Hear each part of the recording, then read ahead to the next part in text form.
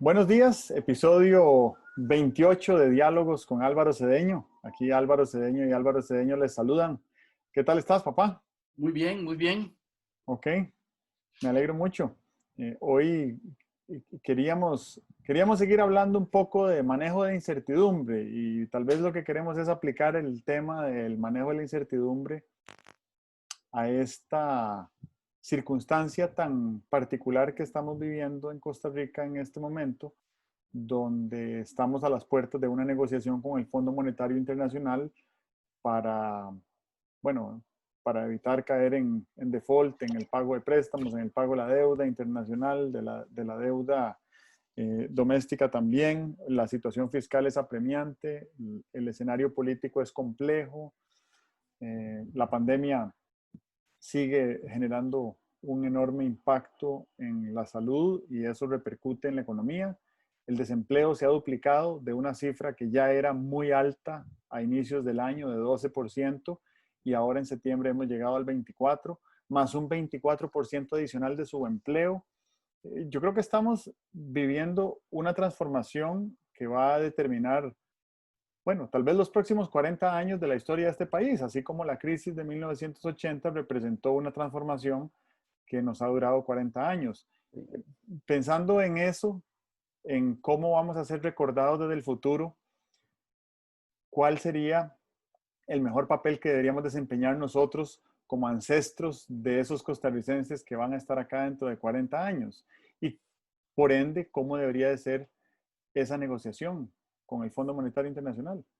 Qué interesante. Es un buen enfoque ese que haces porque nos pone en el contexto de cómo los asuntos sociales son totalmente diferentes a los asuntos que estamos acostumbrados a manejar, ¿verdad?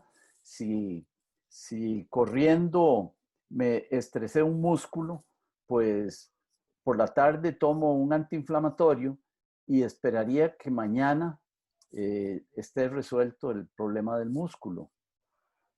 Pero en asuntos nacionales, sociales, de este tipo, se hacen unas cosas hoy y las consecuencias se mantienen por decenios, ¿verdad? La Academia de Centroamérica hace algunos años logró establecer con mucha claridad analítica el perjuicio que había significado para los muchachos del año 1980 a 82, que tuvieron que abandonar el colegio por la crisis económica de esos años, qué perjuicio ha representado. Y es que hoy día esos muchachos que en el 80 tenían, no sé, 15 años, o sea, habían nacido en el 65, abandonaron el colegio y hoy, o hace 5 años, a ver, ayúdame con las cuentas, nacidos en el 65, en el 2015 tenían 50. 50 años, 50 años y habían mantenido el déficit educativo al que los obligó la crisis de los 80. Y entonces eran los que tenían empleos más precarios, desocupación más frecuente, etcétera. O sea que una crisis económica, aunque los estados de cuentas nacionales salgan bien 5 años después, la crisis económica tiene 40, 50 años de impacto ahí para adelante. Esta crisis de la pandemia, unida a la crisis fiscal, que hay que recordar, apenas se estaban tomando las medidas en el año 18 para resolver un desequilibrio fiscal muy grave que teníamos. Y entonces se resolvió eso con la ley de transformación o de mejoramiento fiscal, pero casi que no hubo tiempo para que operara esas nuevas medidas cuando ya estábamos con la pandemia presente. Entonces, el esfuerzo se ha hecho. Eh, la, las consecuencias están ahí para manifestarse en 20, 30, 40 o más años. Esto, desde luego, nos debe poner a nosotros en contexto, como decía antes, de cómo los problemas nacionales, económicos, sociales, no se resuelven con un antiinflamatorio que uno se toma hoy y rinde resultados mañana.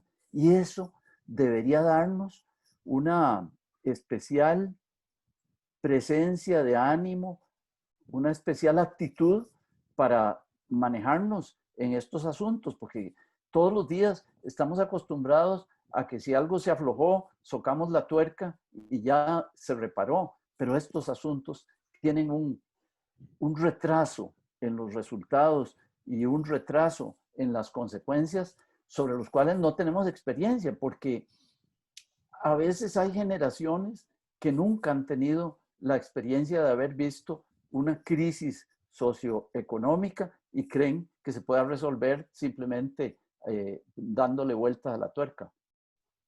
Vieras que yo lo que siento es que el cántaro se rompió y habíamos venido por décadas, desde la crisis pasada de hace 40 años, haciéndole remiendos y haciéndole adiciones y reparándole cositas. Pero la pandemia ha sido un punto de inflexión donde ha quedado claro que el cántaro ya no soporta remiendos y se reventó. Entonces se reventó el costo de empleo público para el Estado. Se reventó el gasto en carreteras para una economía que es muy diferente a lo que era hace 20 años cuando necesitábamos mejores carreteras. Se reventó la industria turística. Se reventó el sistema educativo. Sí. Se reventó, bueno, no se ha reventado, pero está tensado al extremo el sistema de salud pública. Sí. Uh-huh. Se reventó el sistema fiscal. Me parece que está muy tenso también el nexo entre la ciudadanía y el Estado, entre los gobernantes y los gobernados. Uh-huh. No estoy seguro y no querría vaticinar algo que sería muy dramático, pero la degradación que ha sufrido la democracia los últimos 25 años, que lo hemos venido midiendo elección tras elección, ha llegado a un punto donde entre la indiferencia y la desidia y el desdén de la ciudadanía por la administración pública y por la autoridad democráticamente electa, podría implicar que estamos a las puertas de unos escenarios de gobernanza alternativa. No le voy a poner nombre, pero de gobernanza alternativa. Entonces yo creo que el cántaro se rompió. Y si el cántaro se rompió, no importa cuánto vociferemos y cuánto aboguemos por hacerle remiendos, los remiendos van a ser insuficientes, insostenibles y probablemente nos llevarán a peores escenarios dentro de 3 o 5 años.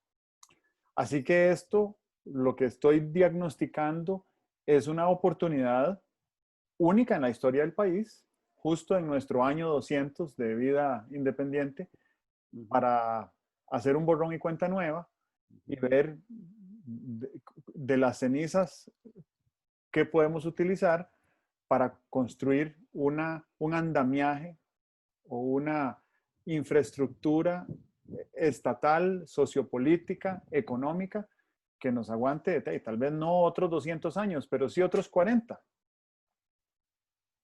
Sí. Pongámonos una vacuna y recomendémosle a las personas que nos escuchan ponerse esa misma vacuna.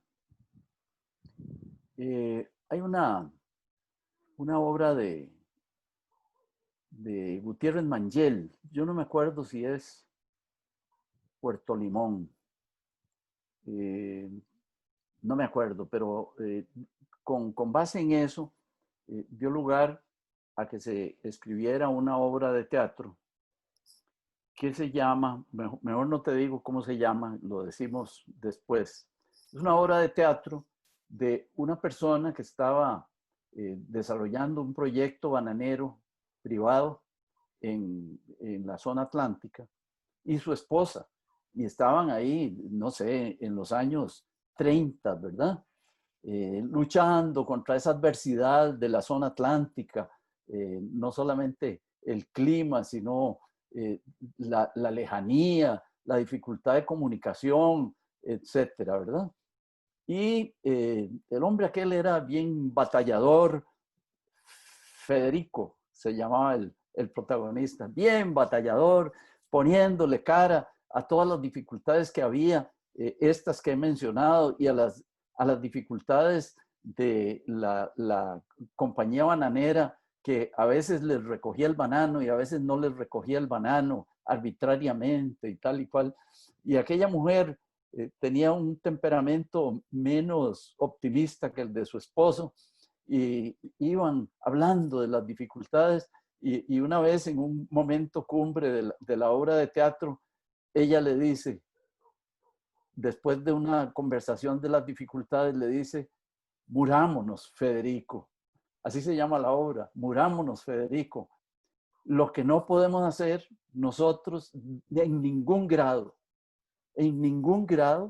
es de alguna manera decir, bueno, aquí ya apague, vámonos, esto se acabó, qué dificultad, qué desgracia que nos vimos en esta y tal, ¿verdad? Entonces, no, tenemos que tener la misma actitud de Federico, que seguía peleando con el clima y con las culebras y con la compañía bananera y con el tren y con el paludismo, ¿verdad? Tenemos que seguir en eso, porque eso es tener casta, ¿verdad? Y me parece que este pueblo tiene casta. Afortunadamente, no nos la ponen a prueba de manera muy frecuente. Pero bueno, ahora estamos ante una prueba ante la cual tenemos que sacar la casta.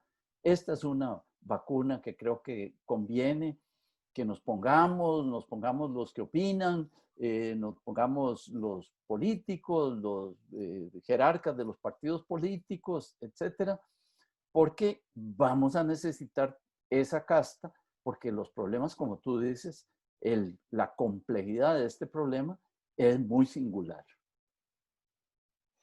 Sí, yo creo que una de las cosas que hay que dejar claras es que el tamaño de crisis es equivalente al tamaño de la oportunidad. Y nosotros podemos enfocarnos en la crisis y escoger actitudes para formar parte de la crisis, o asumir actitudes para ser parte de la oportunidad. Y ahí uno siente inmediatamente que es una invitación a ser optimistas y a creer que mañana puede ser mejor que hoy. El cambio no va a ser inmediato, como dijiste, no vamos a salir de esta rápidamente. Si uno escucha al presidente hablando de cuándo se espera que se perciban en el Estado los beneficios de nuevos impuestos, él está hablando de 4 años de aquí en adelante. Ese tipo de realismo creo que nos debería de ayudarnos a poner los pies en la tierra para entender de qué tamaño es la crisis. Y entonces cuando yo digo que de ese tamaño también es la oportunidad, lo que quiero hacer ver es que no podemos simplemente utilizar la plata que nos venga de donde nos venga, de inversión privada, de venta de activos del Estado, de reducción del gasto público, de nuevos impuestos, de un acuerdo con el Fondo Monetario Internacional, para hacer lo mismo de siempre. No podríamos utilizar esa plata, sería catastrófico usar esa plata como se ha usado la plata en el Estado de los últimos 10 y 15 años. Qué interesante. Yo siento que el equipo de gobierno no ha dicho suficiente. Podría ser que por discreción, podría ser por impericia comunicativa. No ha dicho suficiente, algo que el presidente ahí se lo he oído un par de veces. Dice, este problema no lo causamos nosotros en este gobierno. Este problema tiene años de venirse incubando y es muy importante que la gente sepa cómo se incuba este problema, porque la maledicencia, las redes sociales y tal, podrían encontrar una salida que es perjudicial para la actitud que tenemos que tener. Y es cuando la gente dice, no, es que el gobierno, sea cual sea, han causado esto porque, no sé, dicen una cosa muy, muy fea, dice, es que todos se lo roban, es que los impuestos todos se los roban y tal y cual. Y no, no se trata de eso.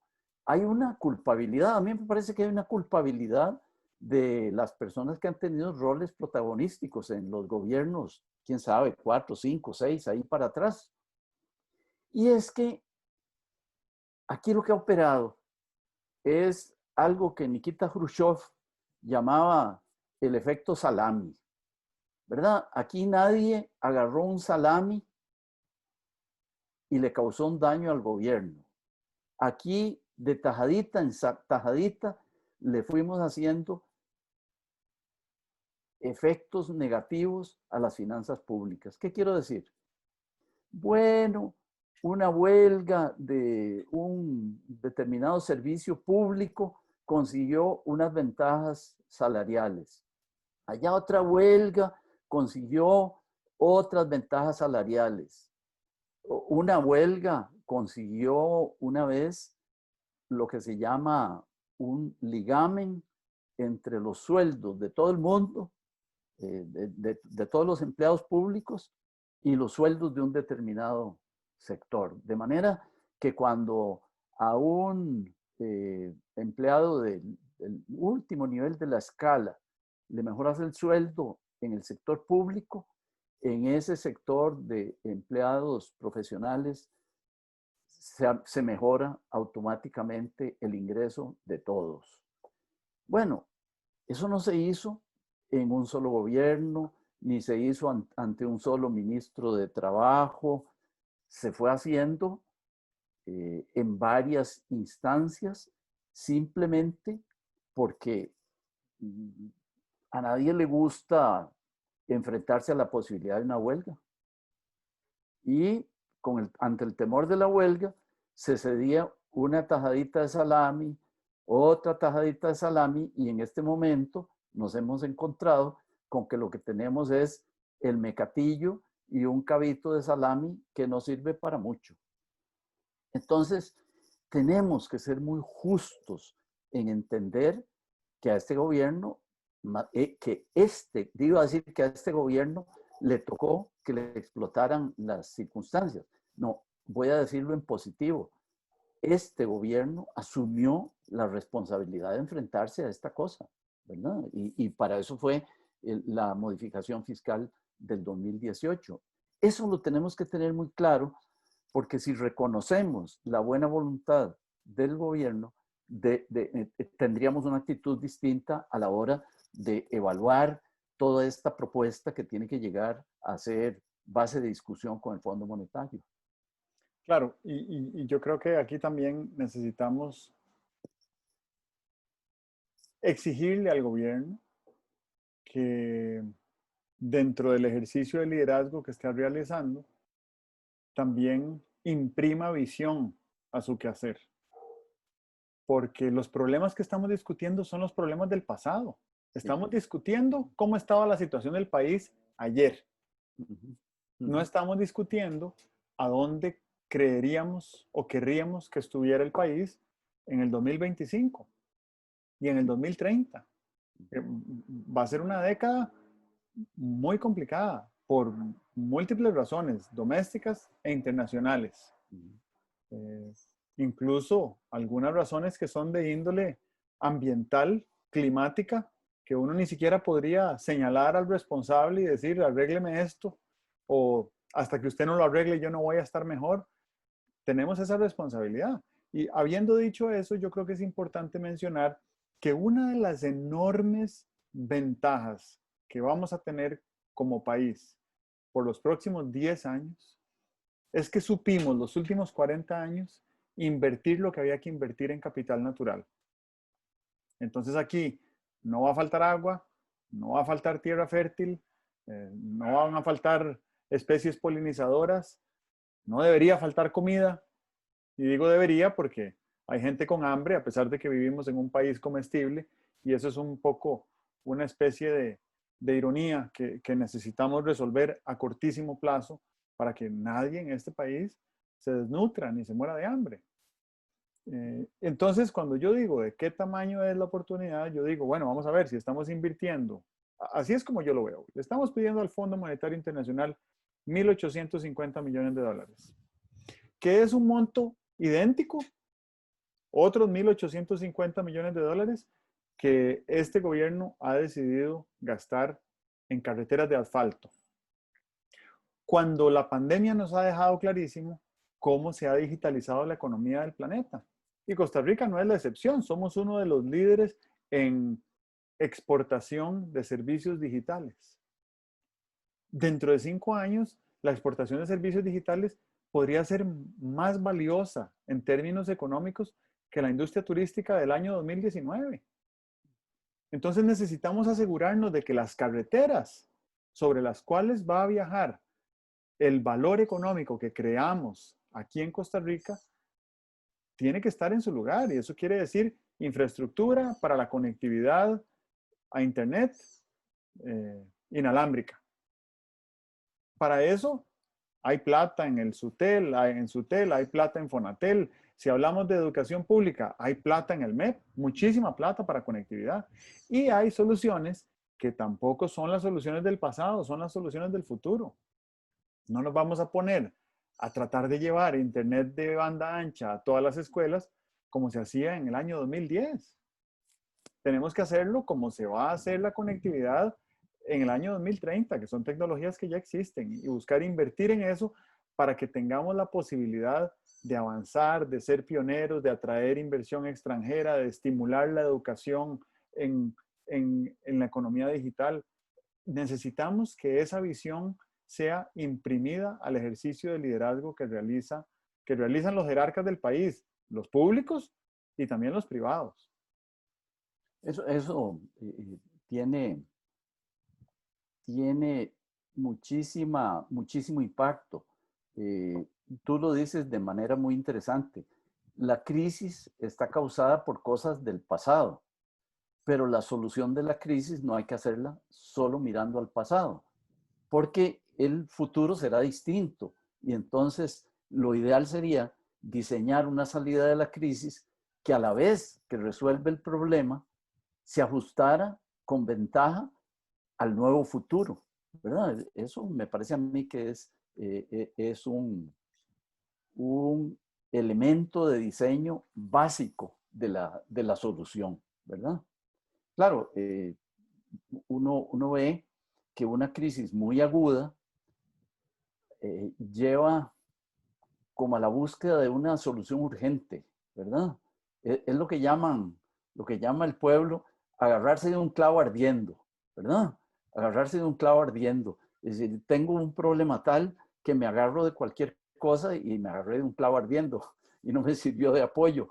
Bueno, hay que tener cuidado de resolver la crisis causada por el pasado, pero resolverla de manera que quedemos en una posición de muchísima robustez para lidiar con el futuro. Y tienes razón en los cambios, el problema climático, el problema de la revolución industrial, tenemos que quedar, como dicen en pool, ¿verdad? Uno mete una bola, pero lo importante no es solamente meter la bola, sino dejar casada otra, ¿verdad? Ok, de lo que queremos resolver el problema que hay que resolver, el fiscal, pero además dejar casadas unas cuantas bolas para seguir jugando con ventaja. Claro, eso siento que es muy importante y muy importante también pensar en cómo hacemos la negociación para que además tenga como subproducto un mejoramiento en la confianza. Si el gobierno sale a decirle, bueno, a pedirle a la Asamblea y a decirle al pueblo que necesita más impuestos después de que aprobó un plan fiscal hace 2 años y que ha creado algunas excepciones o ha permitido algunas excepciones en la aplicación de la regla fiscal durante estos 2 años. Y que además de que necesita más impuestos, no es hora de tocar el empleo público porque por cada 20,000 empleados públicos se reduce un 1% el Producto Interno Bruto del país. La situación se convierte en una situación de tigre suelto contra burro amarrado, donde hay desconfianza, hay enorme y creciente déficit y no hay, por lo menos, imaginación para resolver algunos problemas que resuelvan la parte del gasto, que es lo que varios sectores han estado reclamando por años, más allá de los años que tiene este plan fiscal de haber pasado hace 2 años, ¿verdad? Entonces, ¿cómo hacemos para que se aprueben nuevos impuestos, se reduzca dramáticamente la evasión y la elusión fiscal, Sí, claro, claro. se reduzca el gasto a empleo público que es superfluo, todos esos pluses y todos esos privilegios? No estamos en época de privilegios, estamos en una época de sacrificios y estamos en una época donde las pérdidas se han socializado y todos hemos perdido un poquito o mucho con la crisis pandémica, con la crisis económica, con la crisis climática, y no podemos simplemente decir, ok, a ustedes no los voy a tocar por ahora, voy a tratar de ayudarle a ellos por acá. Una cosa es que hablemos de poblaciones vulnerables. A esas poblaciones vulnerables, más bien el impacto neto del esfuerzo público que se está haciendo debería ser positivo. Sí. Pero para los que reciben un salario de cierto monto en adelante, el impacto neto pues va a ser negativo en lo individual y quizás positivo o al menos neutro en lo colectivo, que de eso se trata, ¿verdad? El gobierno no está negociando con cada uno de los ciudadanos, está negociando con toda la ciudadanía y está negociando con todas las instituciones del Estado. Por eso es que yo siento que sí tiene que haber un acompañamiento de tratar de, por lo menos simbólicamente, señalar cuáles van a ser algunos recortes al gasto público que generen un poquito de confianza para que la gente sienta que hay una contraprestación desde lo público al sacrificio que se está haciendo desde lo privado, desde los hogares, ¿verdad? Claro, claro, claro. Ahí me parece que hay una argumentación de gobierno que deberían refinarla, ¿verdad? Cuando se dice, por ejemplo, eh, fíjese, lo de reducir el empleo público, si para lograr un 1% de PIB habría que reducir 20,000 empleos, es un argumento inexacto, porque lo que habría que decir es cuánto generaría de PIB una reducción de la mayoría de los salarios o de la mayoría de las adiciones salariales, como los pluses y todo esto, en toda la población de empleo público. Y a lo mejor haya que afectar a mucho más de 20,000, pero no a través de la pérdida del empleo, sino a través de una reducción del ingreso. Eso parece que falta en la propuesta del gobierno, ¿verdad? La propuesta del gobierno es muy simple en el sentido de, para lograr esto, se necesita hacer esto. Debería haber un abanico de otras posibilidades de lograr lo mismo, a ver si nos encontramos, ¿cómo se llama? Soluciones que sean de menor impacto. Si fuera empleado público, yo preferiría que me rebajaran el salario a que me dejaran sin empleo, ¿verdad?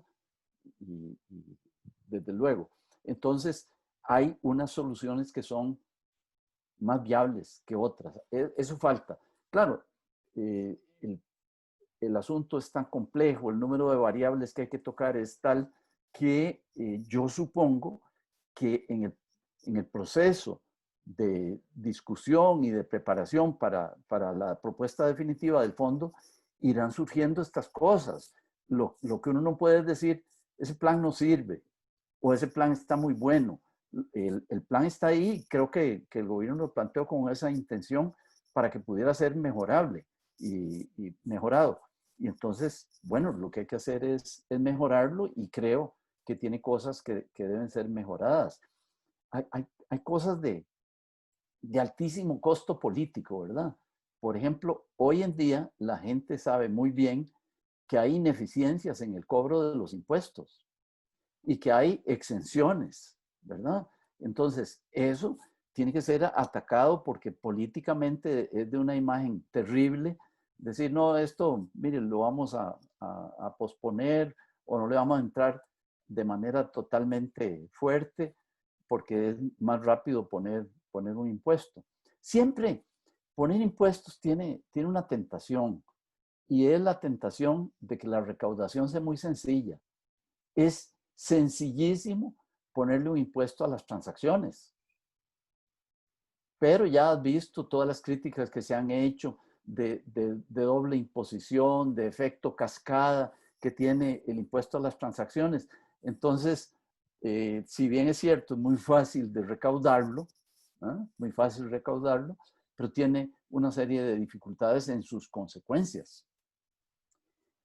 En esto, yo creo que la propuesta del gobierno tiene muchísimo espacio para el mejoramiento. Incluso yo creo que se debió haber formulado en el sentido de decir, bueno, vamos a ir proponiendo estas soluciones parciales y las vamos a proponer en un escenario o en un nivel 1, en un nivel 2 o en un nivel 3. Y hay unas que solamente podrán llegar al nivel 1, pero que lleguen al nivel 1 y otras deberían llegar al nivel 3, ¿verdad? Todo eso le falta, creo, a la propuesta de gobierno. No sé si te ha llegado en estos días una propuesta que hizo un amigo, colega, de qué pasaría si a todos los trabajadores del sector público de áreas no esenciales les recortas 20% su jornada laboral y les recortas proporcionalmente 20% su salario. Tendrías efectivamente semanas de 4 días, lo cual ya te serviría para hacer un experimento social de qué pasa Sí, con eso. claro. Le reducirías el ingreso a las personas, pero también les reduciría la carga de trabajo. Sí. Y eso creo que se traduciría en 2 o 2,5 puntos del PIB, solo con hacer eso, ¿verdad? Entonces, me parece que también hace falta un poco de creatividad a la hora de buscar soluciones. Seguimos buscando soluciones con los mecanismos idénticos a los que usamos cuando caímos en el problema. Entonces, Sí, como decía Einstein, esa es la definición de demencia, ¿verdad? De locura. La definición de locura es esperar resultados diferentes haciendo siempre lo mismo. yo no sé cuánto a la hora de formular esta propuesta, cuánto se habrá meditado sobre la metodología de resolución de problemas, porque lo que están mencionando es uno de las limitaciones, una de las limitaciones o de los escollos de la solución de problemas es que uno es muy inclinado a que el problema te sugiera la solución y los problemas sugieren soluciones subóptimas porque parten del problema. En cambio, cuando te sales de la caja y con creatividad empiezas a ver el asunto desde otro ángulo, no caes en esa tentación. O sea que sí, habría que tener 2 o 3 principios de qué querríamos, ¿verdad? Uno de los principios es que si viste, el problema es complicado, porque hay que resolverlo en varios frentes, pero creo yo que hay que discriminar porque lo complicado no es, el grado de complicación no es el mismo para todos los subproblemas. hay unos que son más complicados que otros y ahí la aplicación de las soluciones debe ser distinta también.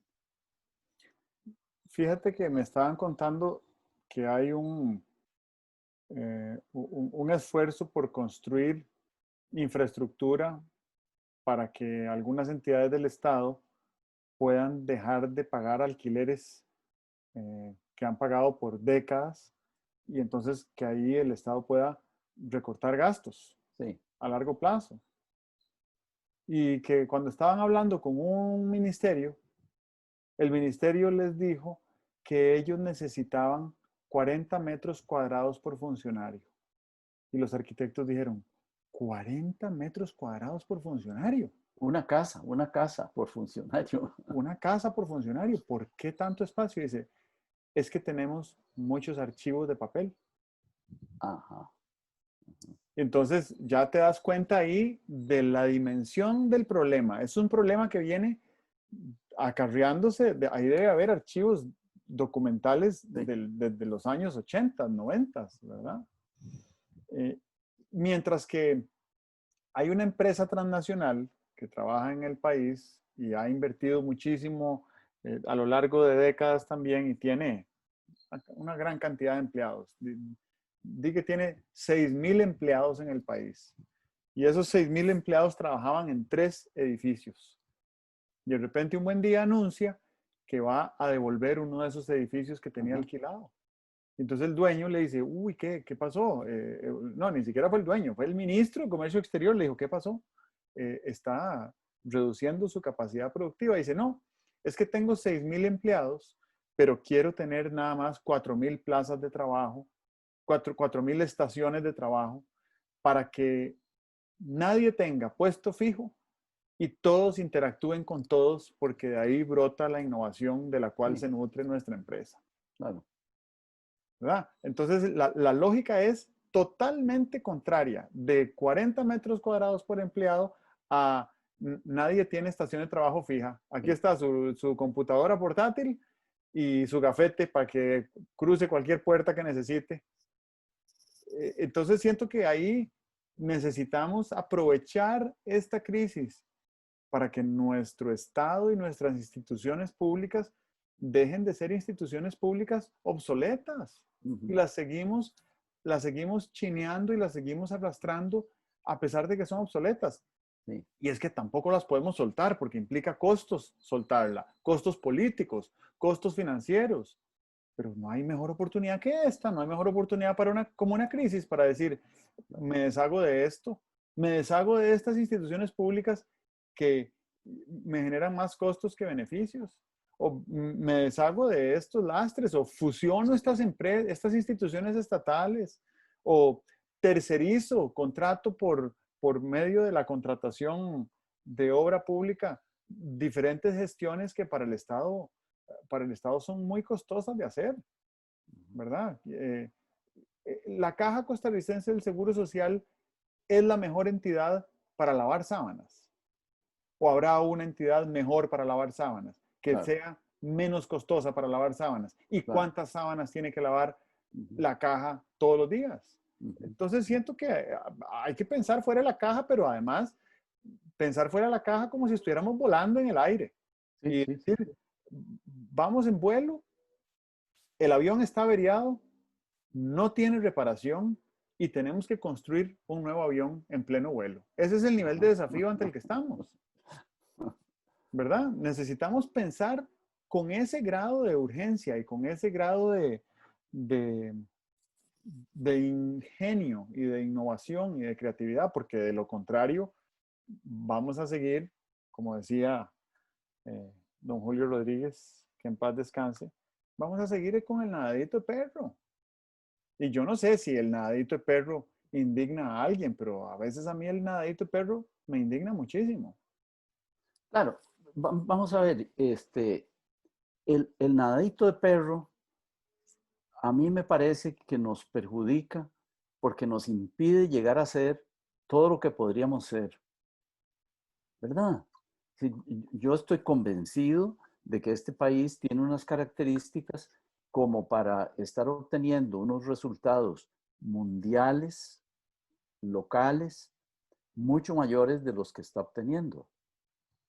Y sin embargo, hay una cierta actitud nacional de poquitito, chiquitito, medianito, tibiecito, que nos impide dar el salto que el país merece. Entonces, estas circunstancias, como las que estamos metidos en este momento, deberían encendernos la luz de ese salto posible, ¿verdad?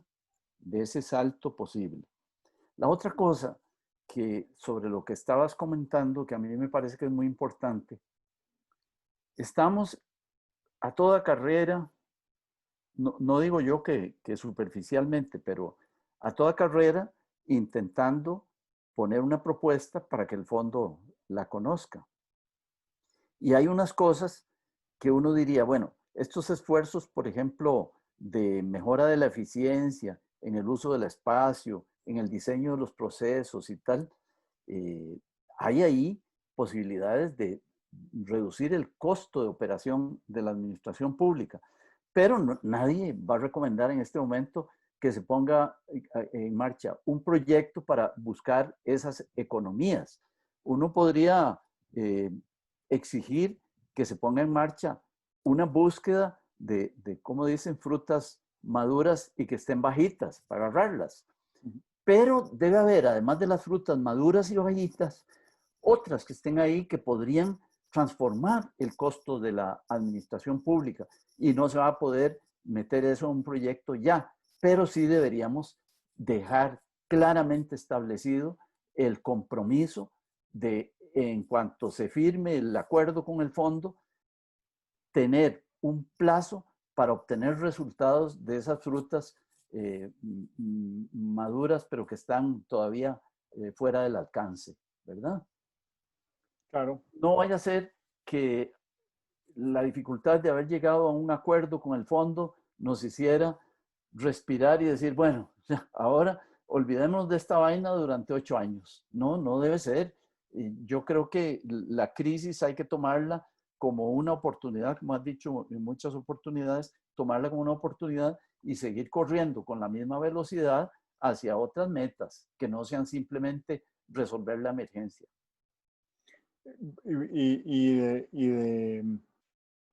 De una vez saber que las crisis que se avecinan son muchísimo más severas que la pandemia, ¿verdad? Y sus impactos económicos van a ser mucho más profundos. Pensemos a cortísimo plazo en una crisis política estadounidense, Sí, donde el 20 de enero haya 2 presidentes que lleguen a ser inaugurados.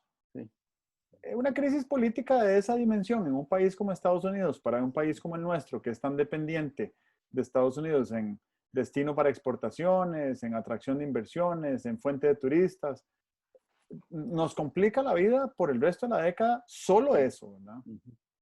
Así que tenemos que tener eso bien claro. Bueno, yo creo que esta conversación ha sido muy interesante porque no la habíamos preparado, no teníamos visibilidad de que íbamos a tocar estos temas, pero siento que ha sido muy provechosa, para mí por lo menos. bueno, muy bien. Sigamos en estas. Ok, buenísimo. Que Bueno, estés bien entonces, nos vemos. bueno, muy bien. Chao. Dios.